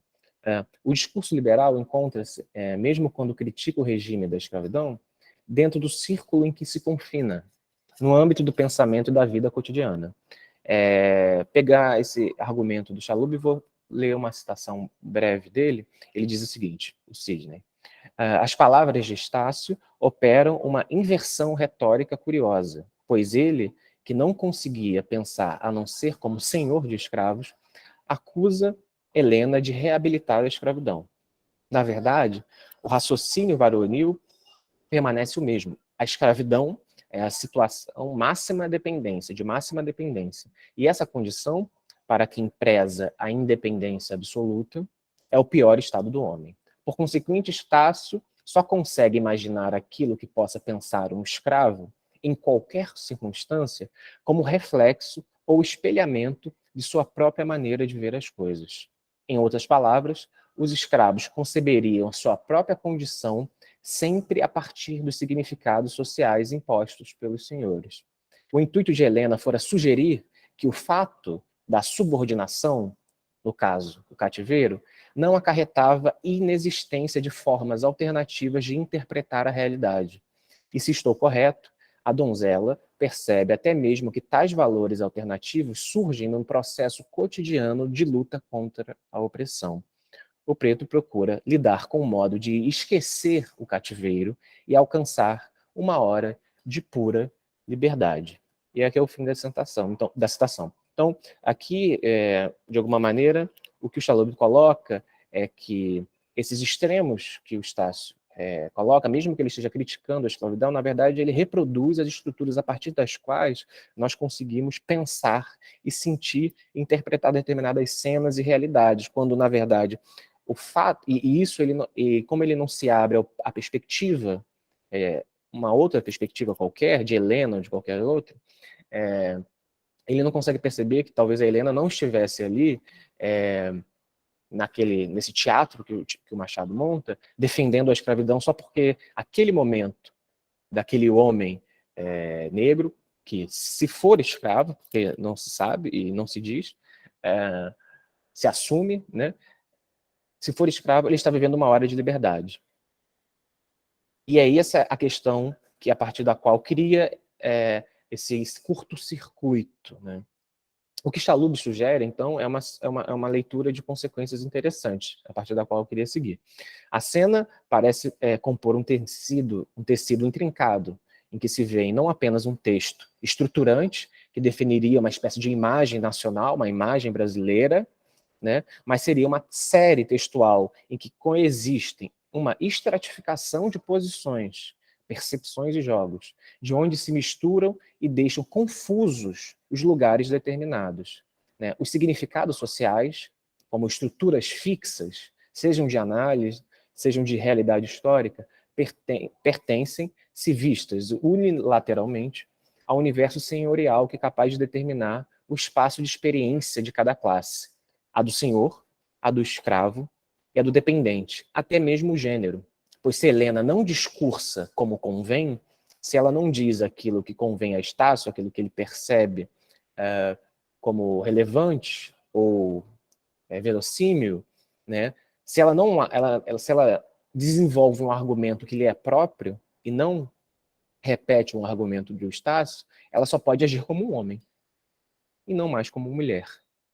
Ou seja, o próprio olhar de Estácio, ele coloca, enquadra e define todo o processo social, o processo de relação cotidiana das subjetividades. Não existe um modo de você fugir a isso. Então, a cena machadiana parece oferecer um desvio, isto é, um momento disjuntivo em que os significados sociais que podem classificar a espécie de homens de acordo com a estrutura social, por um momento se desfazem, para mostrar outras alternativas de vida sensível.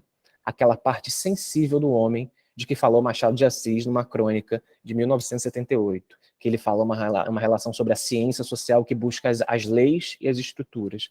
Ele vai dizer que talvez exista alguma outra coisa que exista no cotidiano, que fala dessa parte sensível do homem que, de alguma maneira, desfaz essas estruturas, ou a maneira como nós pensamos e interpretamos elas, né? Assim, o comentário de Helena sobre o homem negro, sentado na beira da estrada, não é naturalmente a reabilitação da escravidão ou aquela imagem clássica do escravo feliz, uma espécie de romantização, né, como sugere Estácio. Nem tampouco a expressão simples de uma dependente em seu lugar social, mas a dissociação dos lugares sociais a partir do que se torna visível o embaralhamento das posições e uma história para além da ordem sensível da verossimilhança socialmente estabelecida. Uma coisa que a Luísa comentou na sua apresentação de agora, parece que é uma coisa que o Machado faz, tanto em Brás Cubas, tanto nos contos, em Dom Casmurro, é justamente você recolocar e colocar alguns personagens em situação que não reproduzem exatamente aquilo que a sua classe, de alguma maneira, estabelece. E é sobre essa confusão que eu acho que é interessante, que a cena social, ela se desenvolve nos textos machadianos. Isso não necessariamente tem a ver com as ideias fora do lugar. Então, a reflexão de Helena, que desnorteia os princípios por meio dos quais Estácio estabelece a realidade das coisas, pode ser levada a sério. O homem negro, talvez um cativo, ao cortar uma fruta, descansado do tempo, e naturalmente, segundo a protagonista, sem nenhuma pressa de chegar ao seu objetivo, produz um adiamento dos termos nos quais se definiria a sua existência. Alongar a jornada, né, é o que diz Helena, é paralisar o curso de uma certa narrativa que emenda ações segundo as suas finalidades. Ou seja, o escravo é aquele que trabalha, porque nesse caso, seguir o objetivo causal no tempo é apressar o sentido definido, né, confinado da própria vida. Nota-se que o próprio capítulo, né, do romance, por assim dizer, ele não possui nenhuma função de andamento narrativo. Trata-se de uma cena independente que não acentua a tensão, que apenas acentua a tensão e o contraste dos caracteres, mas não propriamente uma ação narrativa. Dá-se destaque a coisas soltas pelo caminho, assim como na ficção, os elementos soltos do enredo. A mula, que tinha um olhar filosófico, e o homem negro, que sofria uma alegria infinita, constatam um retardamento dos significados sociais. Na verdade, uma interrupção, um espaçamento que no momento prolongado de descanso, infinitamente adiado, sem pressa de alcançar o objetivo, aliás, tornando-se boa a qualidade da demora ao andar a pé, experimenta-se assim a temporalidade que, em tese, é justamente essa temporalidade que é vedada aos escravos, o tempo de não fazer nada. Sentar, descascar frutas para um animal ou para si, isto é, um tempo não regulado pelo mando e pelo comando, um tempo para além da dialética do senhor e do escravo. Cena, portanto, imensurável, nos termos de uma categorização social, cena que até o chapéu possui uma cor inverossímil, desfazendo seu sentido habitual de objeto. Naquele instante em que Estácio estipula perfeitamente a razão dos que são independentes, em sua cabeça existe apenas a independência absoluta, ou seja, ele, porque possuem um tempo, os escravizados, cujo tempo lhes falta, a cena desopera certa lógica dos tempos e dos espaços socialmente determinados. E isso não ocorre, porém, porque esses importam menos ou não existem. Não se trata disso. Mas, sobretudo, porque outras modalidades de vida e de tempo percorrem a experiência social da desigualdade escravocrata. A fratura de que parte alarga a vida sensível em um momento disjuntivo para descansar, alongar, distanciar o terreno fatídico da opressão.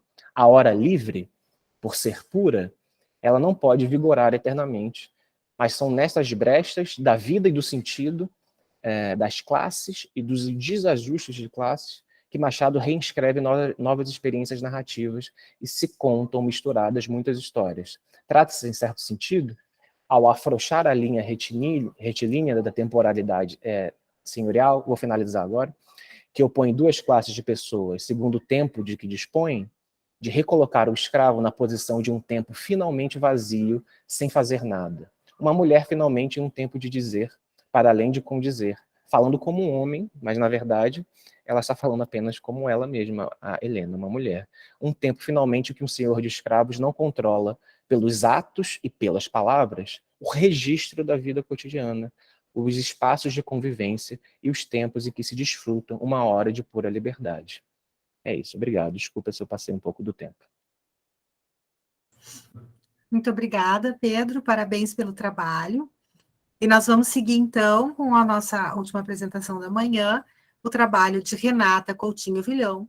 Eles podem sofrer animalidade e biopolítica no conto alexandrino de Machado de Assis. Renata, tudo contigo.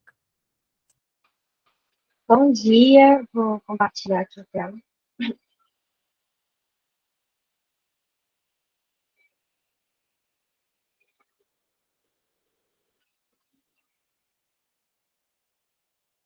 Todos veem bem? Todos me escutam? Sim, tudo certo. Ok, muito obrigada. Se a internet deu uma travada, vocês podem me avisar. Fecha a câmera, alguma coisa assim, né? Mas, primeiramente, bom dia. Eu queria parabenizar os outros participantes dessa mesa. Trabalhos muito interessantes, muito bem colocados. Eu estou aqui um pouco como intrusa. Eu, na verdade, não estudo inicialmente Machado de Assis, eu tenho um território um pouco novo. Eu estudo teoria da animalidade, mas eu estudo autoria feminina, inclusive por esse aspecto. Mas, por estudar a teoria da animalidade, eu estudo também as reflexões biopolíticas, as distinções entre humanidade e animalidade, etc. E isso me despertou o desejo de elaborar algo sobre o conto alexandrino, né, e talvez até seguir um pouco adiante nessa linha, mais para frente. Estou no fim do mestrado. Como eu disse, a minha tese não vai ser sobre isso, vai ser sobre a autoria feminina, mas vamos ver no futuro. E eu sou da UFRJ, do Departamento de Ciência da Literatura. Começando minha apresentação, preparei um texto aqui.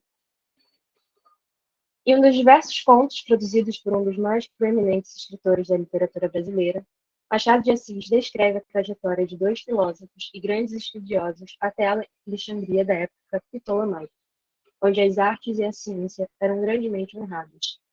Acompanhamos então a viagem de Stroivus e Pítias, durante a qual Stroivus descreve ao companheiro sua mais nova teoria, a qual ele pretende provar através da condução de experimentos. Eis o que ele afirma ser a eterna verdade. Os deuses fizeram dos bichos da terra, da água e do ar a essência de todos os sentimentos e capacidades humanas. Os animais são as letras soltas do alfabeto, o homem é a sintaxe. Esta é a minha filosofia recente, esta é a que vou divulgar na corte do grande Ptolomeu. Segundo ele, se um homem ingerisse o sangue de um animal específico, esse homem adquiriria certos elementos constitutivos desse determinado animal. A exemplo, quem ingerisse o sangue de rato se tornaria ratoneiro ou ladrão. Já a paciência estaria na constituição do boi, a fidelidade na dos pavões e aí por diante. Os filósofos decidem testar a teoria em si mesmos, mas não bastava apenas ingerir os animais. Era preciso que o animal expirasse debaixo do escalpelo para que o sangue trouxesse o seu princípio. São narrados minuciosamente os cruéis métodos utilizados para a extração do sangue dos muitos ratos, sendo ressaltado o caráter anatômico da tarefa. A teoria se concretiza como fato quando os dois estudiosos se tornam de fato ladrões e são entregues à justiça. Então aparece Herófilo, figura histórica e considerado o inventor da anatomia, e decide que precisa de mais do que cadáveres para conduzir seus estudos, sendo necessário agora homens vivos. Pede a Ptolomeu por criminosos, afirmando que estes não eram cidadãos e nem mesmo homens, por terem infringido a lei e a moral. Assim, o mesmo tratamento destinado aos ratos foi repetido assim em homens vivos, retirados das prisões egípcias. Quando chegou a vez dos dois mais novos criminosos de Alexandria, Stroivus e Pítias, Herófilo os consolou afirmando que estavam morrendo e sendo torturados em nome da ciência e da verdade, dando assim a mesma desculpa que Stroivus oferecia para seus experimentos. Se para Escroibus a verdade valia todos os fatos do universo, para Herófilo valia também todos os delinquentes. Apesar de ser uma visão satírica da sociedade humana e de sua pretensão de conhecer a tudo e romper todos os limites em nome de uma verdade superior, a história escrita por Machado tem, como se vê, um fundo de verdade. Em seus estudos, Newton de Sarrego aponta que Herófilo, que realmente viveu em Alexandria no tempo em que o conto se passa, teria de fato anatomizado criminosos vivos, que demonstraria também o interesse de Machado em estudar um adversário de Napoleão. Mas análises mais aprofundadas do conto observam também que parece ser uma denúncia social de uma crueldade inerentemente humana, como aponta a professora e pesquisadora das teorias da animalidade Maria Esther Maciel.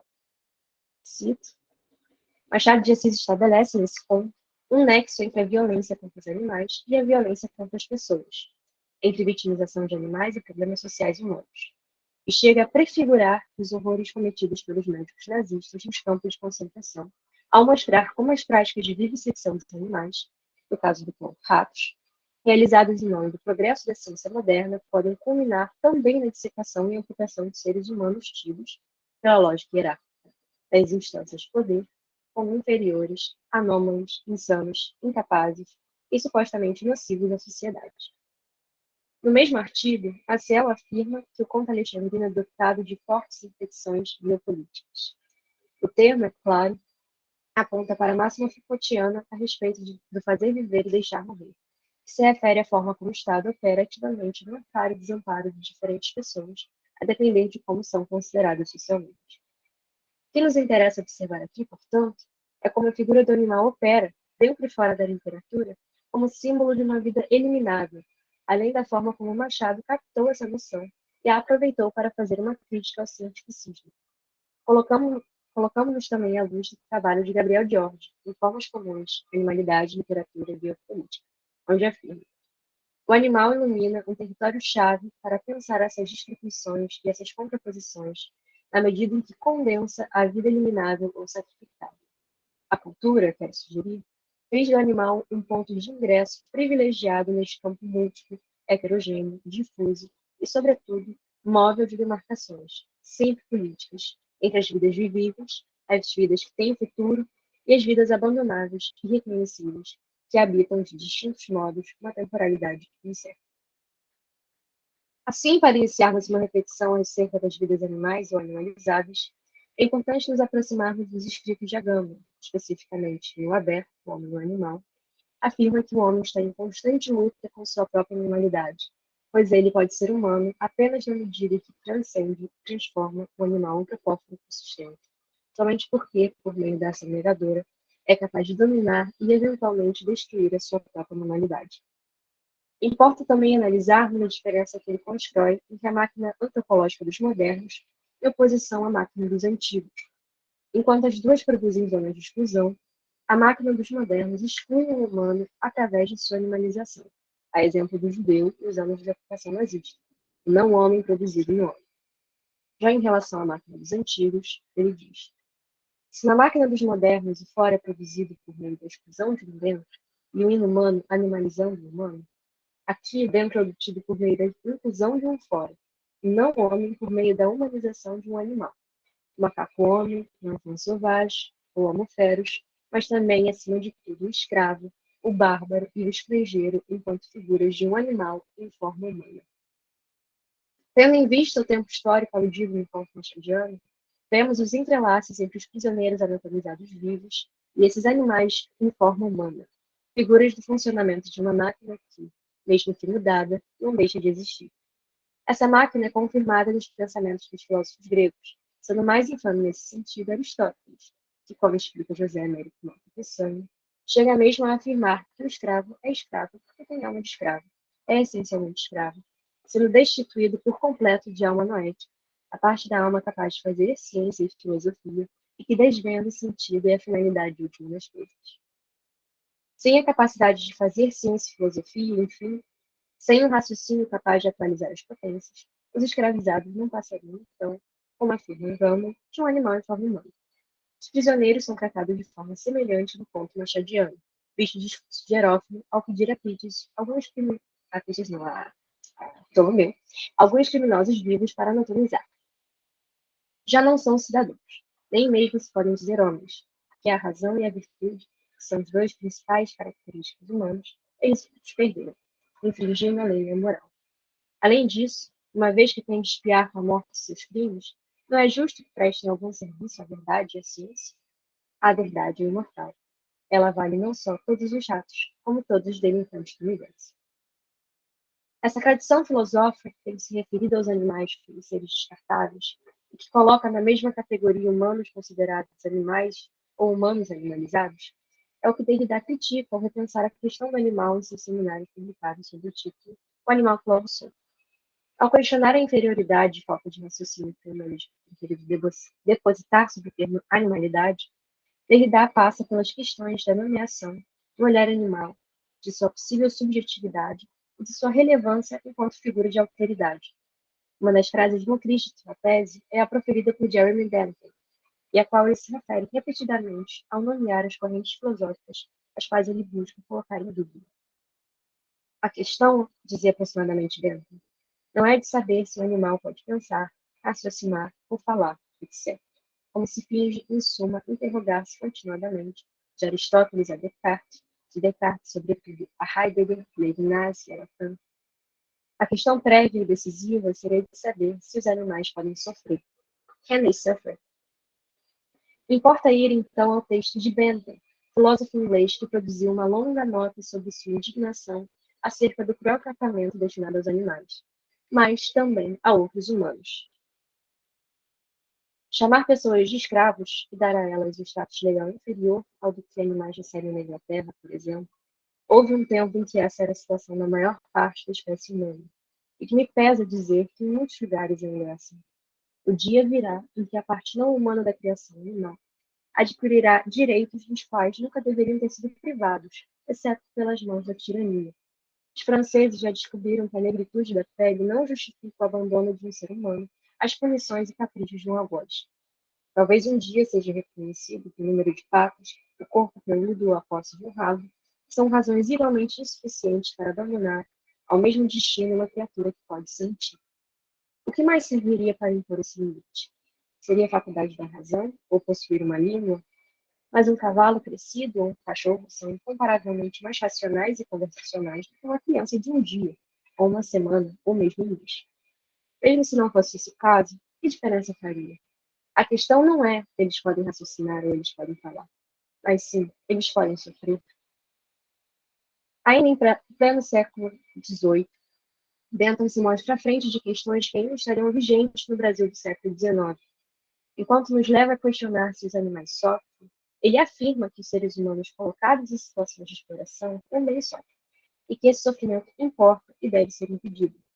Ele coloca em dúvida as próprias leis e morais de seu tempo, sem nem mesmo ter ideia daquilo que aconteceria nos anos de ascensão e domínio nazista na mesma Europa que ele afirmava ter deixado para trás o hábito de maltratar pessoas por conta de sua origem. Isso, como bem sabemos, nunca deixou de acontecer. A máquina antropológica nunca parou de excluir e matar aqueles a quem exclui. Poderíamos também dizer, assim como afirmou Marcial inicialmente, que Machado efetuou uma prefiguração da máquina de morte nazista. Conduziu experimentos em nome da ciência e da verdade em humanos que, aos olhos da barbárie, não eram nada além de ratos. Mas Machado, ao mesmo tempo, vivenciou a escravidão, a mesma que Bentham se referiu como um passado inaceitável. Assim, pode muito bem ser que, com esse ponto, ele tenha postulado questões próximas às de Bentham. Se fazemos com animais, não faríamos também com humanos? Ou mais ainda, se já fazemos com humanos, o que justificaria tal conduta tanto de humanos quanto de animais, sendo estes seres que sofrem? O que parece justificar tal uso dos corpos a ver é o cientificismo positivista, tão criticado por Machado, e o cartesianismo que prontamente descartou os animais como meras bestas máquinas. Descartes, como bem nos lembra Juliana Fausto, ao resgatar uma carta de 30 de julho de 1640, praticava vivissecção em cachorros, escrevendo na carta os seus achados científicos. Curiosamente, é um cão que chama a atenção para os ratos que celebram a final do tempo alexandrino, ao verem seus algozes sofrerem o mesmo mal que tantos outros de sua mesma espécie haviam sofrido.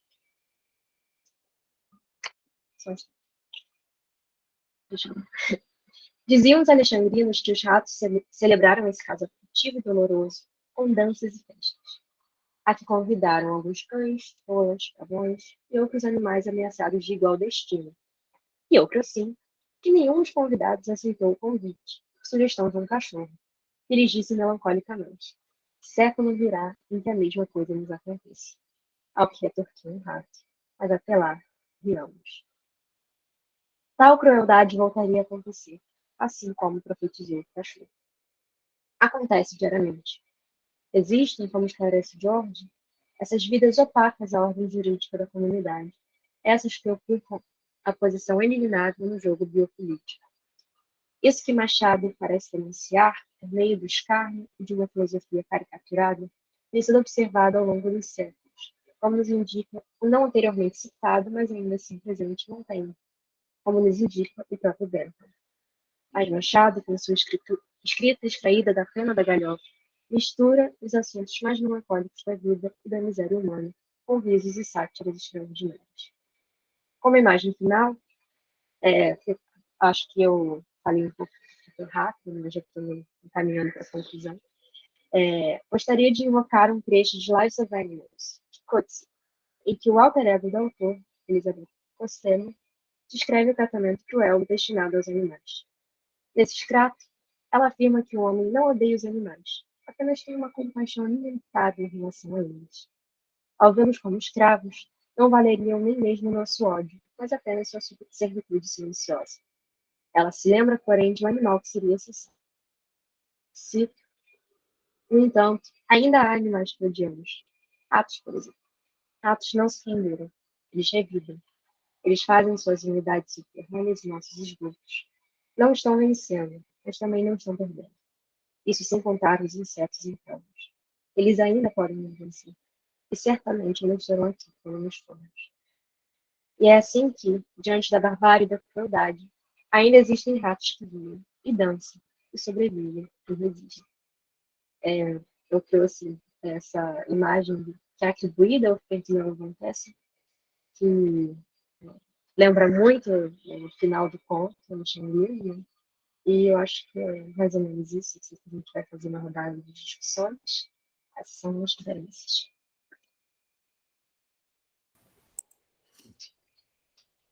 Muito obrigada, Renata, pela sua apresentação, trabalho bem instigante, bem diferente. Então, já encerramos as nossas apresentações de hoje e temos ainda cerca de 20 minutos até o final deste painel. Eu abro, então, para a discussão e quem quiser fazer comentários, perguntas aos apresentadores, fiquem à vontade.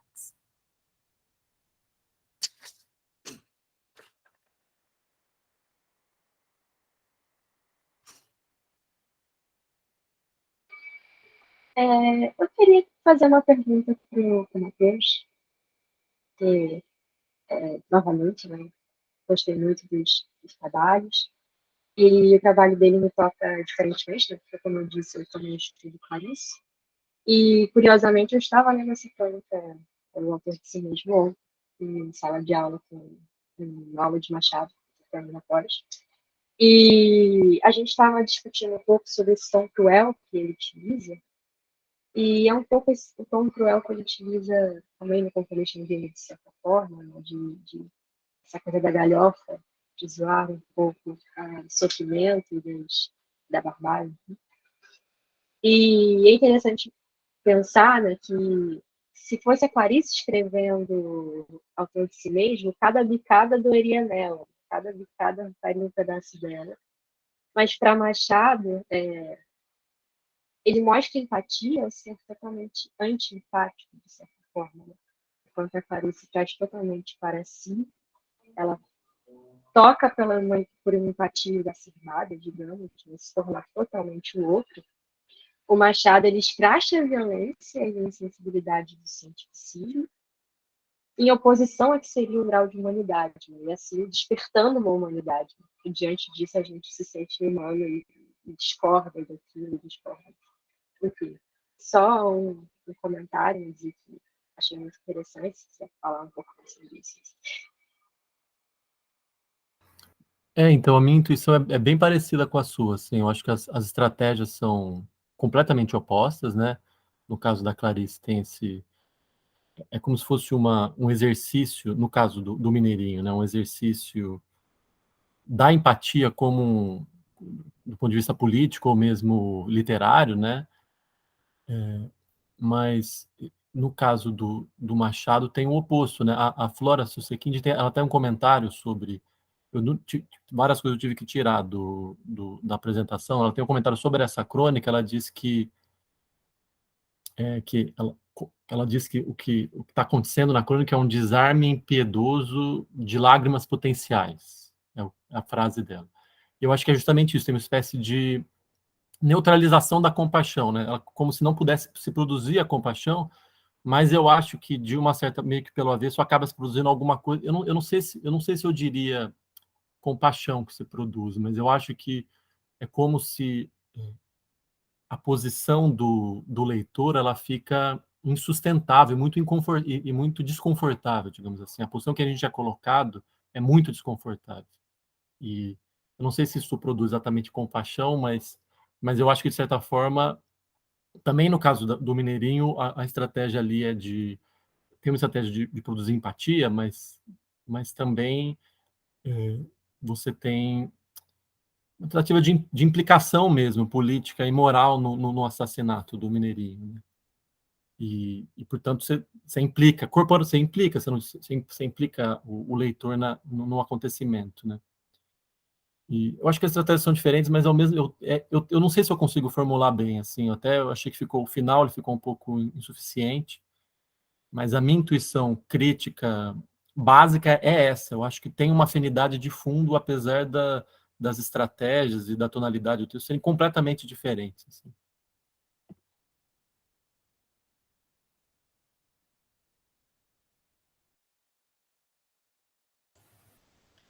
Muito obrigada, Matheus, Renata, pela pergunta. Mais alguma participação, alguma questão?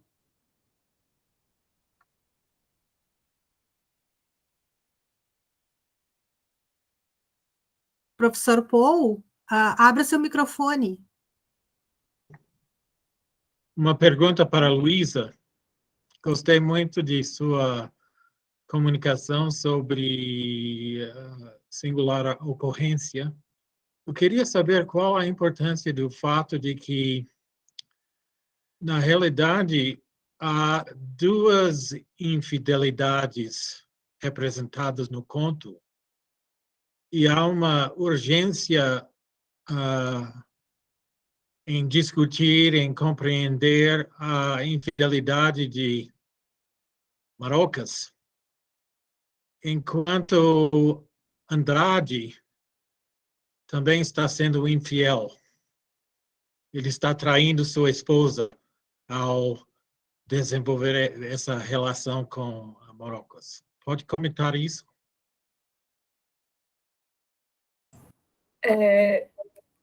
Isso acabou ficando de fora da apresentação, muito porque senão não dava 20 minutos. Mas eu acho isso, de fato, isso é muito interessante, porque eu acho que isso tem muito a ver tanto com a classe social a qual o narrador pertence, porque ele, no fundo, é amigo do Andrade, eles são da mesma classe social, a Marocas é teoricamente inferior a eles, ou pelo menos é como eles a veem, né, por ela ser pobre e prostituta, mas também tem a ver com uma visão de mundo muito patriarcal, de que o homem tem suas necessidades, o homem tem que inclusive perdura até hoje, né, essa coisa de que o homem precisa se liberar sexualmente, que tem necessidades sexuais que às vezes a sua esposa não consegue suprir, toda essa coisa. E como assim essa mulher prostituta que foi teoricamente recuperada por esse homem burguês tem a audácia de traí-lo? Então é uma coisa assim, o homem trair, e é engraçado porque o narrador chega a elogiar a esposa do Andrade, né? Então, mas são elogios, se eu não me engano, até onde eu me lembro, São elogios muito nessa linha de que é uma mulher respeitosa, uma mulher recatada. Então, o conto também ele tira um pouco, ele faz esse comentário sobre o patriarcado, como ele trata essas duas infidelidades. Então, realmente é um ponto muito interessante.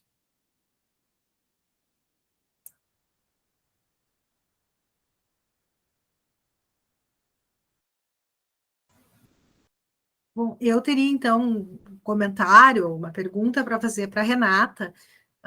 Renata, que tu trabalhou sobre a crueldade com os animais, não sei se tu já pensaste em fazer também uma relação com um ponto já bem mais conhecido, até, que é a causa secreta, em que o Machado também faz o paralelo da crueldade com os animais para a crueldade com os seres humanos. E aí, então, o que tu pensas a respeito? É engraçado, eu ia falar da causa secreta também, mas eu achei que não ia dar tempo, acaba que sobrou tempo. Eu acho que eu também fã hoje, eu ia ficar muito rápido e enrolado, certo? Mas eu ia falar realmente da causa secreta, né, que realmente dá uma visão muito clara, né, de um homem das ciências, né, um homem que trabalha numa clínica e ele tortura ratos por diversão, e no final aparece ele se comprazendo, assim, de certa forma, da dor de um outro humano, né? Que era algo que, a princípio, não era algo que ele sentia, uma abertura possível de uma passagem do animal para ver o humano como animal também, né? De certa forma, para se comprazer dessa dor igualmente. Mas é muito interessante porque, no fim das contas, o Machado ele tem uma extensão, né? Por isso que eu comecei um pouco a querer me adentrar nas crônicas e nos contos machadianos a esse respeito. Ele tem diversas crônicas que ele advoga, entre aspas, é que a gente hoje chamaria de direitos dos animais, né? Ele fala mal das touradas, ele diz que tem uma crônica que ele fala que o açougue da cidade parou, e aí ele fala, essa deveria ser a chance de todo mundo se tornar vegetariano. Então, ele fala também, tem várias crônicas que ele ensina diálogos entre burros, e os burros falando, nossa, mas como a gente sofre, não sei o quê. Ele atribui linguagem a eles também. Então, são assuntos muito interessantes, né? Eu agradeço pela pergunta, que aí eu pude trazer elas, de certa forma, mesmo que não incluído no trabalho geral, porque realmente são coisas às quais eu gostaria, né, de trabalhar também, né, de estender e para abarcar essas questões, essas outras diferenças. Mas, como é uma pesquisa um pouco recente, né, um pouco de desdobramento um pouco exterior à minha tese presente, acabou realmente não me envolvendo muito. Mas eu acho obrigada pela sugestão.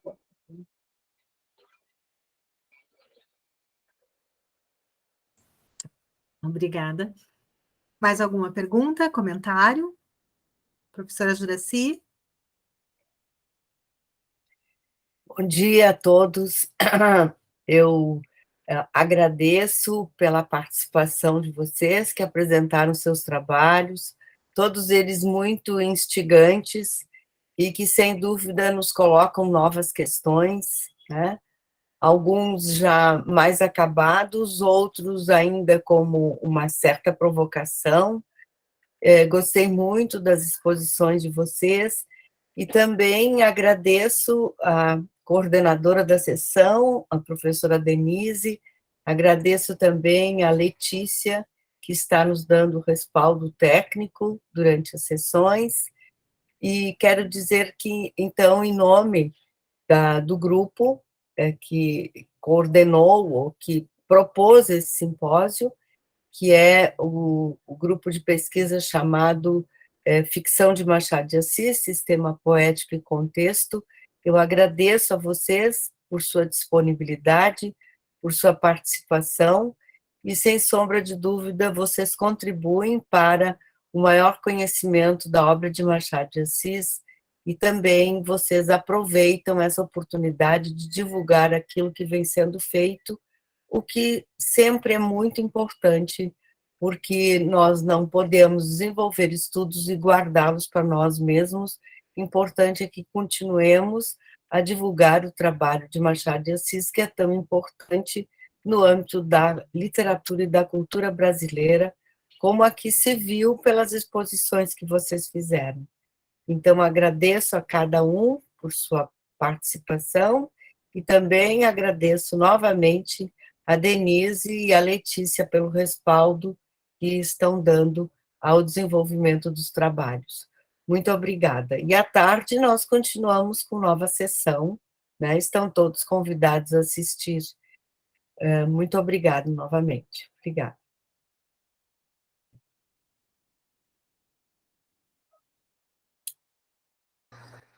Agradeço a presença de todos os apresentadores. Não sei se mais alguém gostaria de tomar a palavra, senão eu vou encerrar a gravação. E agradeço a professora Juraci. E também convido vocês, né? Hoje de tarde temos mais um painel. E amanhã temos novamente de manhã e de tarde. É no mesmo link, se vocês quiserem participar como audiência para as outras apresentações de trabalho. Não, está certo. Muito obrigada, professora Juraci, obrigada a todos também. E até à tarde. Até à tarde. Até.